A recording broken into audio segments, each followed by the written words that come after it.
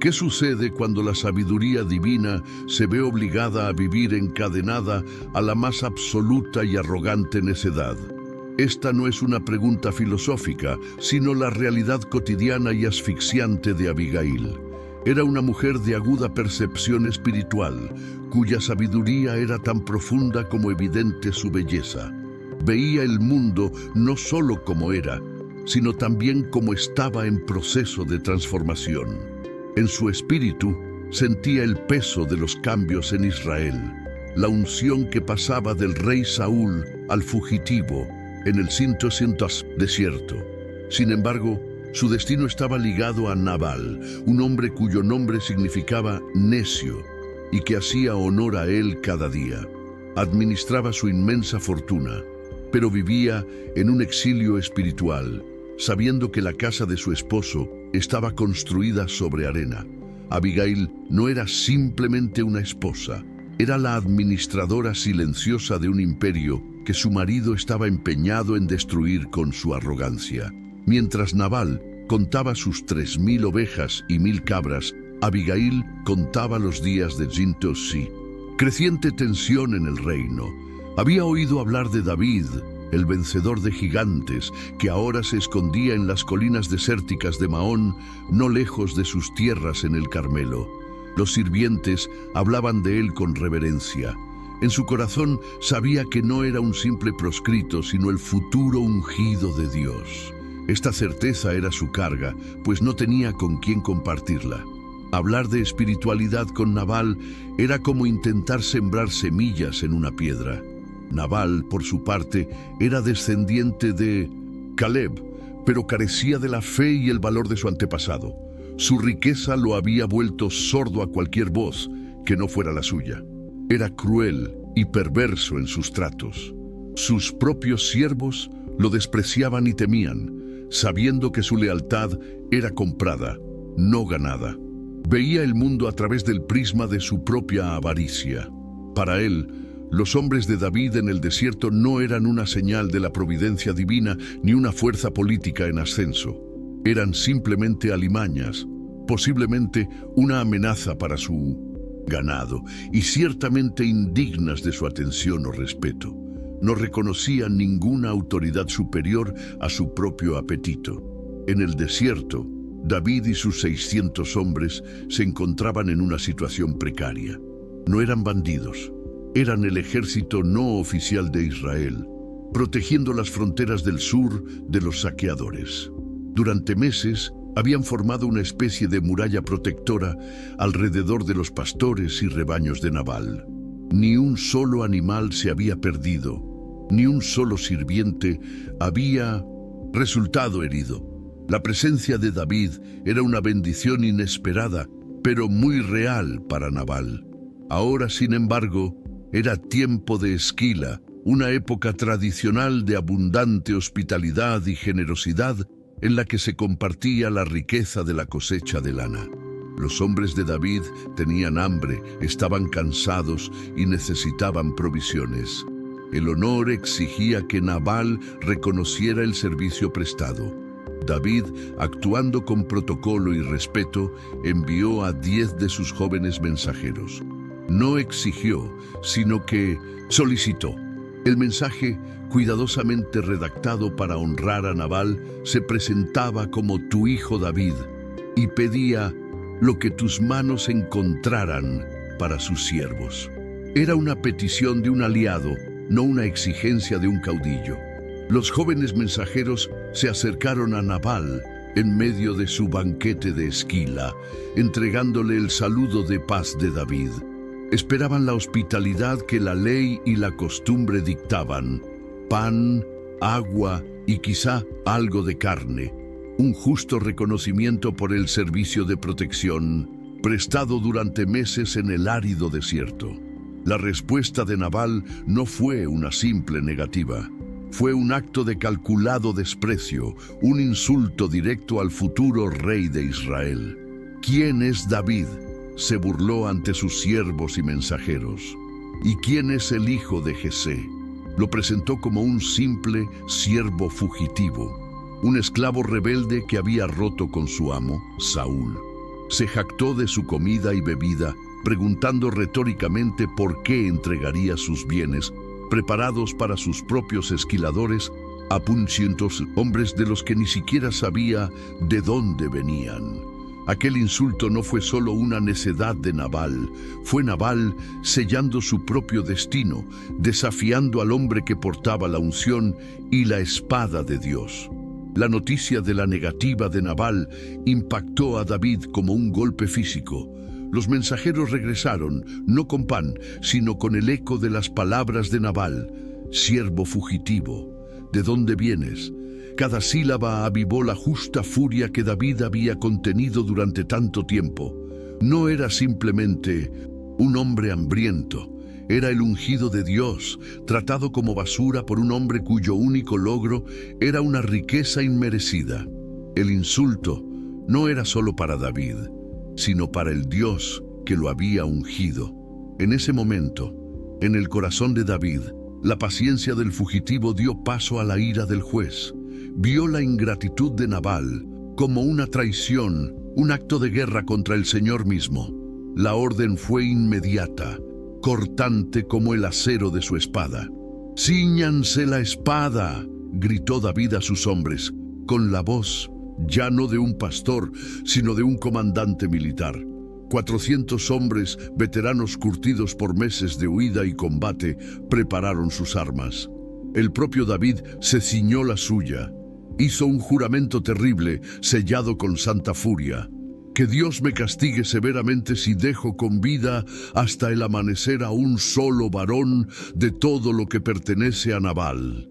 David no iba a cobrar una deuda, iba a ejecutar una sentencia. Estaba a punto de cometer el mayor error de su vida, impulsado por el dolor de la ingratitud, cegado por la ofensa personal. Mientras David y sus 400 hombres marchaban hacia Carmel, impulsados por la venganza, el destino de toda una familia dependía de un solo sirviente. Uno de los jóvenes que trabajaban para Nabal, al oír la conversación, no corrió a su amo, sino a la única persona que podía evitar la catástrofe. Sabía que Nabal era un hombre de Belial, un hijo de la indignidad, tan irracional que nadie se atrevía a hablarle. El sirviente no se hacía ilusiones sobre su amo. Su lealtad era hacia Abigail, la única voz de cordura en aquella casa. Sabía que la protección de David había sido sincera y que la reacción de Nabal era suicida. El criado encontró a Abigail y, presa del pánico, le contó todo. Detalló la protección que los hombres de David les habían brindado. Eran un muro para nosotros día y noche. Repitió el vil insulto que Nabal les había proferido.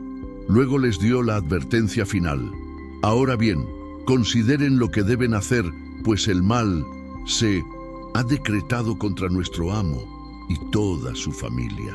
El criado no se limitaba a relatar los hechos, hacía una súplica desesperada. Depositaba el destino de la familia de su insensato amo en manos de aquella sabia mujer. Abigail no dudó ni un segundo. No había tiempo para el duelo, la ira ni la indecisión.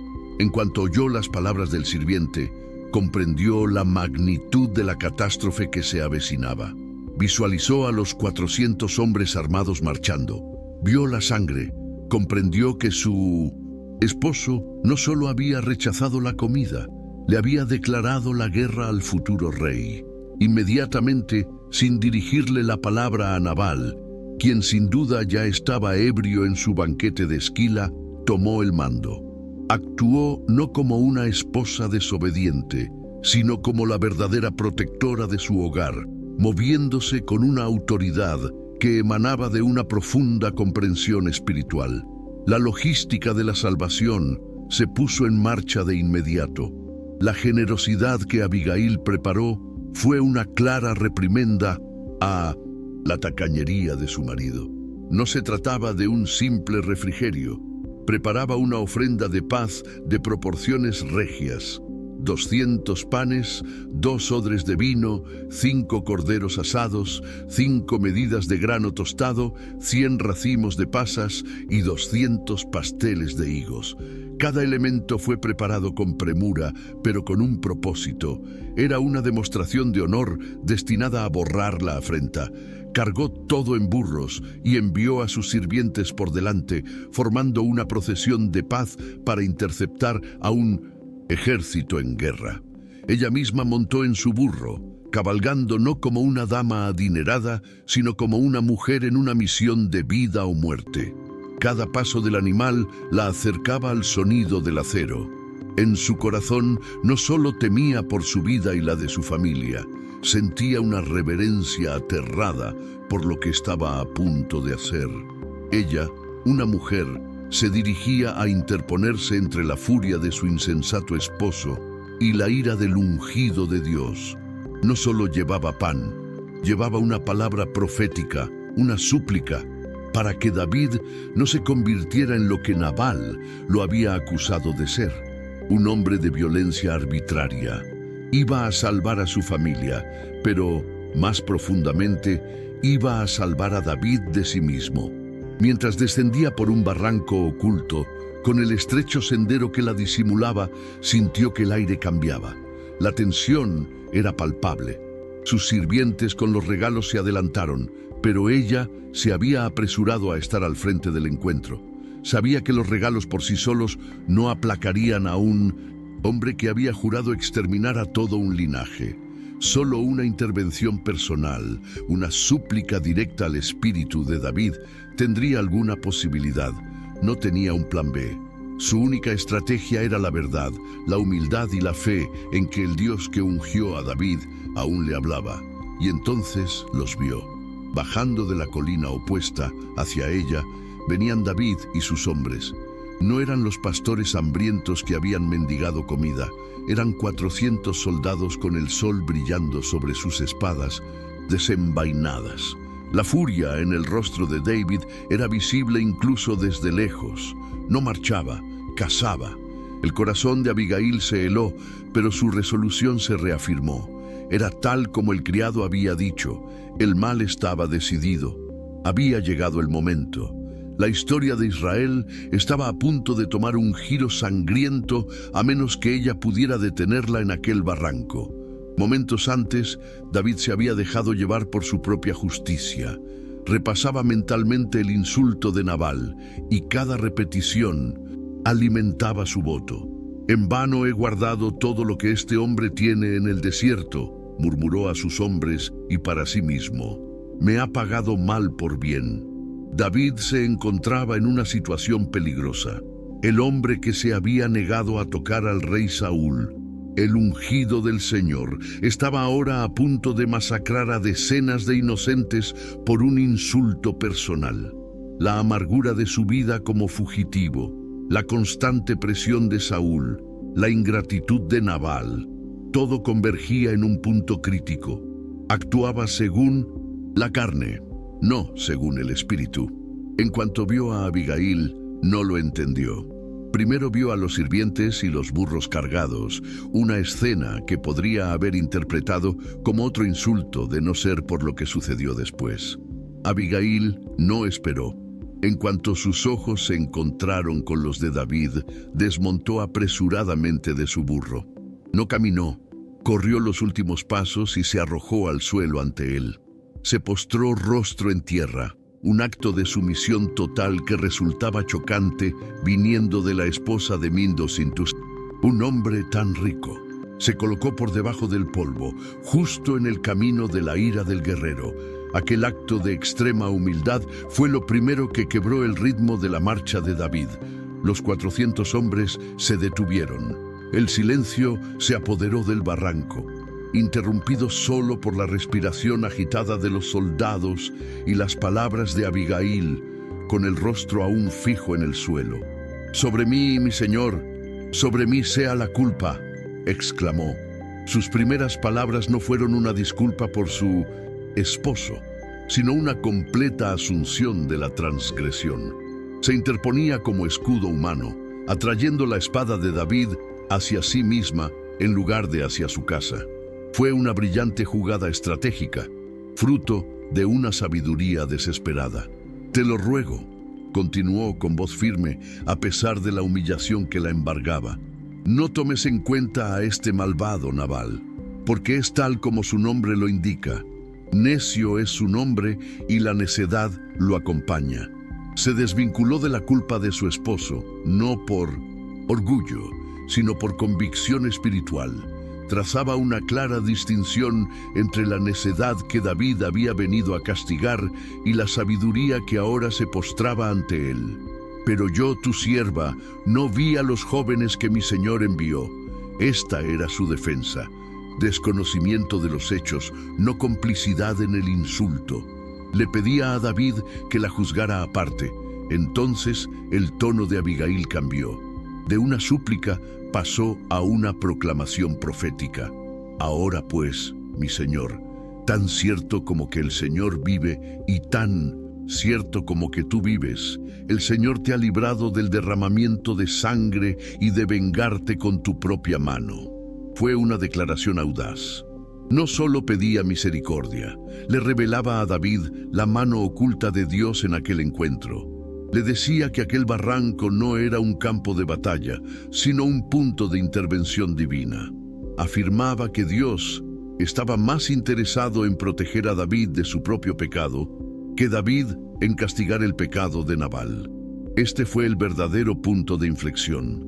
David creía estar en una misión de justicia, pero Abigail le reveló que, en realidad, se enfrentaba a una prueba espiritual que estaba a punto de fracasar estrepitosamente. Ella redefinió al enemigo. El enemigo no era Nabal, cuya vida era insignificante. El enemigo era la culpa de sangre que David estaba a punto de infligirse. «Que tus enemigos sean como Nabal, y que quienes buscan el mal contra mi Señor sean condenados», declaró, maldiciendo así a sus enemigos, a la insignificancia y la necedad, en lugar de a la muerte a manos de la espada de David. Le ofrecía una justicia divina superior a la venganza humana inmediata. Luego señaló los regalos que sus sirvientes habían traído. Los llamó una bendición que su sirviente había llevado a su amo, pidiendo que se entregaran a los jóvenes que seguían a David. Con sabiduría atendía la necesidad original que había desencadenado la crisis. Los hombres de David tenían hambre. Honraba a sus soldados, incluso mientras reprendía con suavidad al comandante. No buscaba comprar su misericordia, sino demostrar el honor que su esposo les había negado. Reparaba la herida en el tejido social que Nabal había creado, demostrando que no todos en su casa eran ingratos. El discurso de Abigail se elevó entonces, proyectando su mirada más allá de aquel polvoriento barranco hacia el destino de David. «El Señor ciertamente construirá una morada eterna para mi Señor», profetizó, «porque mi Señor pelea las batallas del Señor y no se hallará maldad en ti en todos tus días». Le recordaba a David su vocación. No era un bandido vengativo, era el guerrero escogido por Dios. Lo exhortó a reconectar con su identidad. Contrastó las batallas del Señor, las guerras justas contra los enemigos de Israel, con la venganza personal y sangrienta que estaba a punto de cometer contra un compatriota. Esta era la advertencia más seria, el núcleo de su súplica. «Cuando el Señor haya cumplido con mi Señor todo el bien que te prometió y te haya establecido como príncipe sobre Israel, esto no será un obstáculo ni una carga para tu corazón». Habló de esa mancha de sangre inocente como una carga que él llevaría en su conciencia el día de su coronación. Protegía no solo a su familia, sino también la pureza del futuro reinado de David. Lo obligó a verse no como el fugitivo insultado, sino como el rey que sería, preguntándole si quería comenzar su reinado con las manos manchadas con la sangre de insensatos.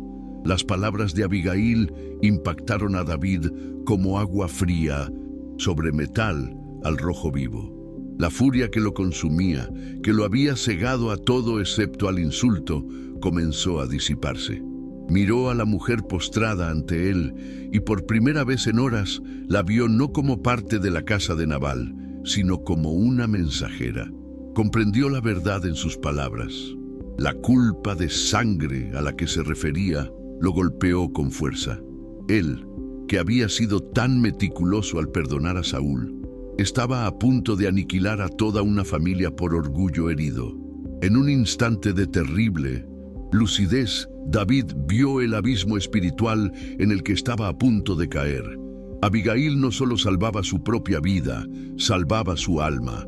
Alzó la voz, ya no con la ira de un guerrero, sino con la reverencia de un hombre que acababa de presenciar la intervención divina. Bendito sea el Señor, Dios de Israel, que te envió hoy a mi encuentro, exclamó David, dirigiéndose no solo a Abigail, sino también a sus 400 hombres, testigos de aquella reprensión celestial. Al bendecir primero a Dios, David reconocía públicamente que la sabiduría de Abigail no provenía de un ser humano, sino de la divinidad. Admitía que ella era la voz de Dios en aquel barranco, mientras que él era la voz de su propia venganza. Bendita sea tu buen juicio, continuó, mirando directamente a Abigail, y bendita seas tú también, que hoy me impediste derramar sangre y vengarme con mi propia mano. Fue una admisión total de su error y un pleno reconocimiento del papel que ella desempeñó al impedírselo. No minimizó su acción, le dio todo el mérito por haberlo salvado de sí mismo. En aquella cultura patriarcal, que un comandante militar admitiera que una mujer le había impedido pecar y que la bendijera por ello, era un acto de extraordinaria humildad que demostraba que bajo la furia, el corazón de David seguía vuelto hacia Dios. Una vez superada la tensión militar, David formalizó la paz. Se dirigió a los regalos que ella había traído. «Acepta de mi mano el regalo que te he traído», dijo, «porque Dios ha sido misericordioso conmigo y tengo en abundancia». Al aceptar la comida, David revocaba formalmente su voto de destrucción. Aceptaba la oferta de paz y recuperaba su honor. «Vuelve en paz a tu casa», concluyó. «Mira, he escuchado tu voz y he aceptado tu presencia». La crisis había terminado. La orden implícita a sus 400 hombres era clara. La misión de venganza había sido abortada. Abigail se levantó del polvo. Observó cómo David y sus hombres se volvían, no hacia su casa para destruirla, sino de regreso al desierto. El sonido de los soldados retirándose fue el más dulce que jamás había escuchado. Montó en su asno, abrumada por el peso de lo sucedido. Había salvado decenas de vidas, incluyendo la suya y la de su insensato esposo. Pero también había mirado a los ojos del futuro rey en su momento más oscuro y lo había llamado de vuelta a la luz. Regresó a Carmel no solo como la esposa de Nabal, sino como una profetisa que había contribuido a forjar el destino de Israel. Llegó a casa al amparo de la noche, pero la casa de Nabal no estaba ni silenciosa ni a oscuras. Rebosaba del bullicio de un festín. Mientras Abigail yacía en el barranco suplicando por sus vidas, Nabal ofrecía un banquete digno de un rey. Estaba completamente borracho, sumido en su arrogancia y hedonismo, ajeno al hecho de que, a pocos kilómetros, 400 espadas se dirigían a acabar con él. La ironía era repugnante. El hombre que se había negado a darle las migajas de su festín estaba ahora tan embriagado que ignoraba que le habían perdonado la vida. Abigail miró a su marido borracho y la sabiduría que la había salvado en el barranco la guió de nuevo. No le dijo nada, ni bueno ni malo. Intentar explicarle la ruina que había evitado a un hombre con la mente empapada de vino sería tan inútil como intentar hablarle en su sobria arrogancia. Contárselo aquella noche no le granjearía comprensión, solo, quizá, una furia ebria y peligrosa contra ella. Lo dejó sumido en su ilusión de realeza, sabiendo que la verdad de la mañana siguiente sería más fría y dura que cualquier resaca. Pasó la noche guardando el secreto de su salvación, una vez más aislada en su propia percepción. A la mañana siguiente, cuando el vino ya había desaparecido de Nabal, pero su orgullo seguía intacto, Abigail lo confrontó. El sol de la mañana iluminaba la habitación donde probablemente se recuperaba, ajeno a todo. Se acercó a él, no como una esposa suplicante, sino como testigo. Entonces le relató los sucesos del día anterior, los mensajeros de David, su insulto, la marcha de los 400 hombres armados, la promesa de David de no dejar a nadie con vida y su propia intervención desesperada en el barranco. Describió con detalle lo cerca que la muerte había estado de aquella casa. Mientras hablaba, la bruma del alcohol se transformó en el frío del terror. Nabal, el hombre que se creía intocable, comprendió por fin las consecuencias de sus palabras. No había oído la historia de una sirvienta fugitiva. Había oído la historia de un ejército vengativo a punto de masacrarlo. Se dio cuenta de que la mujer que tenía delante, a quien probablemente despreciaba, era la única razón por la que aún respiraba. La magnitud de su error y la inminencia de su muerte lo golpearon de inmediato, no con arrepentimiento, sino con una conmoción absoluta. La reacción no fue espiritual, sino visceral. La Biblia dice que su corazón se entumeció dentro de él y se volvió como una piedra. No se trataba de una metáfora poética, sino de un colapso catatónico. El impacto fue tan profundo que su cuerpo simplemente se apagó. El hombre que había vivido enteramente para la carne, cuya identidad se basaba en su riqueza y sus apetitos, descubrió que todo era inútil. La arrogancia que lo sostenía se hizo añicos y no quedó nada debajo. Nabal, el necio, fue silenciado, no por la espada de David, sino por la revelación de su propia y fatal insensatez. Permaneció en ese estado unos 10 días.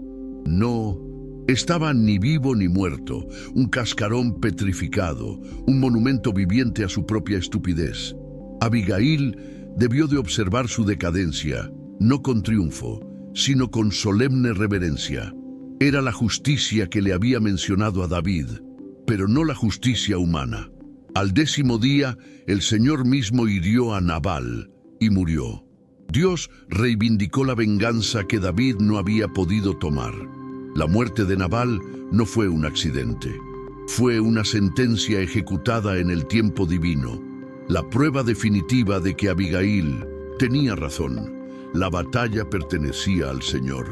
La noticia de la muerte de Nabal se extendió rápidamente por el desierto. Al enterarse, David reaccionó con adoración. Bendito sea el Señor, que ha juzgado la causa de mi ira a manos de Nabal y ha librado a su siervo del mal. David reconoció de inmediato la mano de Dios.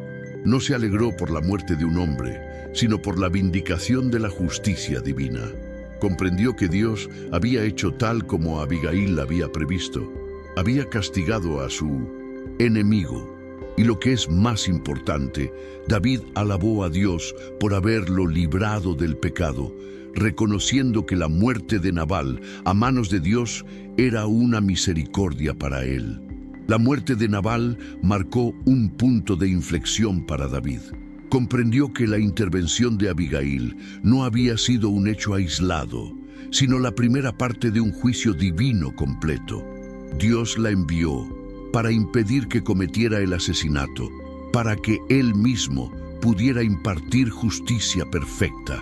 En su corazón, David ya no veía a Abigail simplemente como una mujer sabia. La veía como la personificación de la prudencia que le había faltado aquel día. Recordó sus palabras proféticas sobre la casa firme que el Señor le daría. Y comprendió que una mujer que hablaba con tanta claridad de Dios debía formar parte de esa casa. No solo quedó libre de la culpa de sangre, fue libre de reconocer lo que su corazón ya sabía. Aquella mujer en el barranco no era simplemente una suplicante, era una reina en potencia, poseedora de la gracia y la visión espiritual que el propio David necesitaba a su lado. No pensaba en política ni en apropiarse de la inmensa fortuna de Nabal. Pensaba estratégicamente, espiritualmente. Necesitaba esa voz de la razón. Necesitaba a la mujer que tuvo el valor de decirle que estaba equivocado y la fe para decirle quién debía ser. Casarse con ella no fue una recompensa para ella, fue una bendición para él. Inmediatamente, David envió mensajeros. Su propuesta no era velada ni sutil, era directa y honorable. Les ordenó que fueran al Carmelo y hablaran con Abigail, no para cortejarla, sino para decirle que la tomaría por esposa. Era una declaración. No estaba pidiendo nada, estaba cumpliendo lo que parecía ser un destino divino.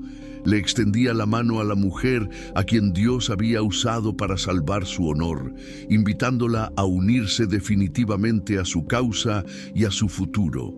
Los mismos hombres a quienes ella había impedido masacrar a su familia, ahora venían en son de paz a invitarla a ser su esposa. Para Abigail, la llegada de los mensajeros de David debió de ser la culminación de una semana de caos divino. Ahora era una de las viudas más ricas de Judá. Podría haber elegido la independencia, la seguridad de su recién heredada fortuna. Pero cuando los siervos de David se presentaron ante ella, no vio a un comandante militar, sino el propósito de Dios desplegándose. Su mensaje era claro: David nos ha enviado a ti para tomarte por esposa. Ante ella se presentaba la disyuntiva: la riqueza estancada de Nabal o el destino incierto pero prometedor de David. Su respuesta fue tan impactante por su humildad como su primera reverencia en el barranco. No actuó como una terrateniente adinerada negociando condiciones. Inmediatamente se postró rostro en tierra. Su respuesta a los mensajeros reveló su corazón, que no se había envanecido por su riqueza ni por su reciente victoria espiritual. Aquí está su sierva, dijo, para servirle y lavar los pies de los siervos de mi amo. Estaba dispuesta a ser la más humilde esclava en la casa del hombre que la invitaba a ser su esposa. Comprendía que el verdadero honor consistía en servir al ungido de Dios, en cualquier función. Abigail no perdió tiempo. La misma diligencia que la había llevado a preparar el pan y las ovejas la guiaba ahora hacia su futuro. Se levantó rápidamente, montó su asno, el mismo animal que la había llevado en su misión de misericordia, y tomó consigo a sus 5 criadas, sus sirvientas. Cabalgó al encuentro de los mensajeros de David, dejando atrás la casa de Nabal y todas sus riquezas.